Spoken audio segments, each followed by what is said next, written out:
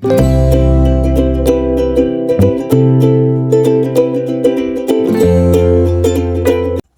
hello, salam sejahtera Malaysia. Selamat datang ke channel Fels Lifestyle. Terima kasih karena terus setia dan terus bersama di dalam channel ini. Ada satu maklumat yang saya rasa memang ramai nantikan.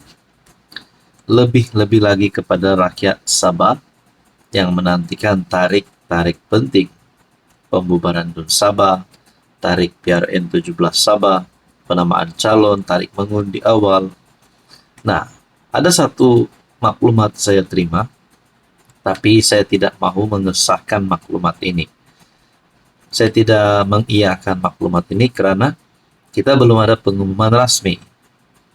Tapi saya lihat SPR mulai bergerak. Tapi yang paling penting yang kita mau tahu adalah tarik pembubaran DUN Sabah. Nah, ada satu maklumat yang saya terima yang telah menyatakan tarik pembubaran DUN Sabah dan juga mesyuarat khas SPR, hari penamaan calon, dan juga tarik kempen, tarik undi awal, serta hari mengundi, yaitu hari mengundi umum. Nah, sebelum saya sampaikan maklumat ini, saya nak kongsi kepada Anda satu lagi perkara yang paling penting. Kepada Anda di luar sana yang ada masalah kesehatan, penyakit berulang, dan ada masalah penyakit yang sudah lama, masalah kesehatan yang sudah lama membelenggu hidup Anda. Ini adalah contoh terapi imun. Ini adalah untuk wanita. Untuk transfer factor terapi imun adalah untuk mengimbangkan, meningkatkan, dan juga mendidik sistem imun sehingga mampu melawan pelbagai jenis penyakit. Gout, kolesterol darah tinggi, kencing manis, dan macam-macam lagi. Ini adalah produk contoh untuk semua masalah wanita. Nah, sekiranya Anda berminat tentang terapi imun, Anda boleh menghubungi saya di nomor yang tertera. Saudara-saudara, saya telah mendapat satu maklumat. Nah, saya hanya kongsikan kepada Anda, tapi saya tidak mengesahkan maklumat ini benar atau tidak. Tapi mengikut pemerhatian saya, maklumat ini ada betulnya. Boleh jadi juga maklumat ini. Maksud saya tidak mustahil untuk maklumat ini adalah daripada sumber yang betul. Tapi apapun, kita nantikan keputusan yang resmi. Saya kongsikan kepada Anda.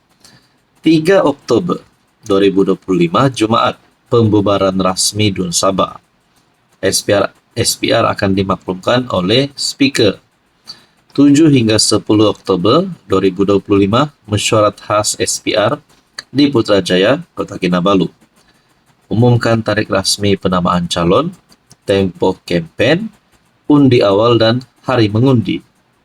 17 Oktober 2025 Jumaat, hari penamaan calon.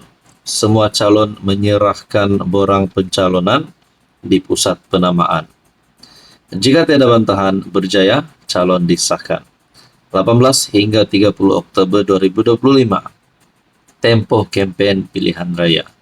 Sekitar 13 hari, selalunya minimum 10 hari, maksimum 14 hari. Kempen resmi bermula jam 12.30 malam selepas penamaan calon. 28 Oktober 2025 undi awal, polis dan tentera. Undi pos luar negara dihantar lebih awal. 1 November 2025, hari mengundi umum. Semua rakyat Sabah keluar mengundi. Keputusan resmi dijangka diumumkan pada malam hari yang sama. Nah, itu adalah maklumat yang saya terima daripada WhatsApp. Tapi kita tidak tahu maklumat ini benar atau tidak. Tapi kalau tarik-tarik ini benar, maknanya kita kena bersedia seawal bulan Oktober dan mengundi pada 1 November 2025.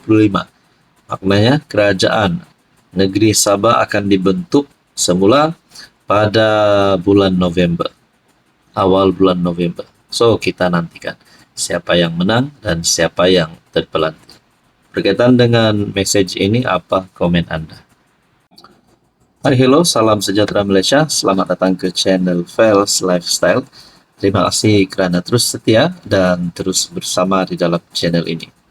Tuan-tuan dan puan yang saya amat hormati, di sebalik rakyat Malaysia, rakyat Sabah, jentera-jentera parti, pemimpin-pemimpin parti, pemimpin-pemimpin politik yang bersedia untuk menghadapi PRN 17 Sabah, di mana Ketua Menteri Sabah sudah mengumumkan, sudah mengesahkan bahawa tarikh pembubaran DUN Sabah adalah sebelum 11 November.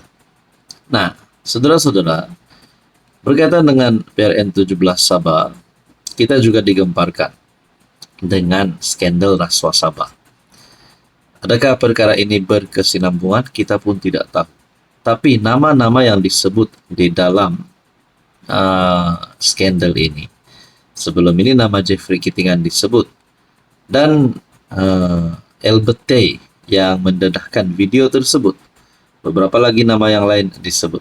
Antara yang menjadi pertanyaan ramai orang, termasuk saya sendiri, adakah terdapat bukti Pak Haru, ataupun apa saja bukti, tak kira software kah, hardware kah, fizikal kah, secara digital kah?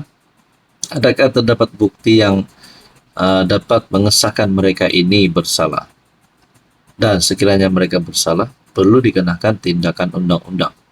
Dan persoalan seterusnya, kalau mereka ini bersalah, masihkah mereka ini bakal dipilih oleh rakyat pada PRN nanti, dan adakah mereka layak untuk bertanding PRN 17?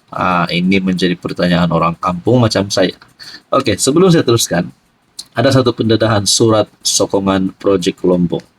Nah, sebelum saya teruskan, saya perkenalkan kepada Anda. Ini adalah terapi imun transfer factor. Ini adalah untuk mengimbangkan, mendidik dan meningkatkan kekuatan sistem imun badan sehingga mampu melawan pelbagai jenis penyakit. Ini adalah terapi imun, produk asas manakala ini adalah untuk semua masalah wanita. Nah, saudara-saudara, terapi imun bukan obat, tetapi untuk mendidik, menyeimbangkan dan meningkatkan sistem imun badan sehingga mampu melawan pelbagai jenis penyakit. Gout, kolesterol, sakit pinggang, sendi, gastrik, kencing manis, darah tinggi, dan macam-macam lagi. Mungkin ini adalah jawaban kepada doa Anda. Nah, saudara-saudara yang saya hormati, tuan-tuan dan puan, Albert Tay dalam satu lagi pendedahan, dedah surat sokongan Projek Lombok, Kitingan tiada komen. Sebelum ini kita sudah dengar nama Jeffrey disebut dalam isu ini. Video Jeffrey pun ada, sudah viral di media sosial, tapi kita tidak tahu sejauh manakah kebenarannya. Adakah Jeffrey bersalah? Adakah Jeffrey sebenarnya tidak bersalah? Nah, ada pengakuan daripada Jeffrey, beliau menafikan perkara itu. Ahli perniagaan Albert Tay mendedah surat sokongan yang didakwa oleh Timbalan Ketua Menteri 1 Sabah, Jeffrey Kitingan, untuk permohonan lesen melombong pasir di Pulau Balambangan. Pendedahan terbaru itu susulan Presiden Parti STA menafikan terbabit dalam skandal perlompongan dan menyifatkan dirinya sebagai konservasionis atau individu yang menyokong usaha pemeliharaan alam.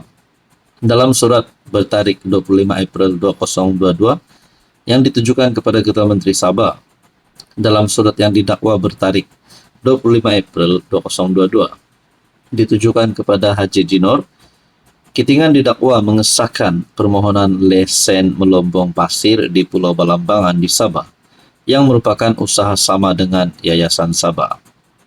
Sehubungan dengan itu, saya berharap YAB Datuk Seri juga akan memberi sokongan dan kelulusan penuh ke atas projek ini.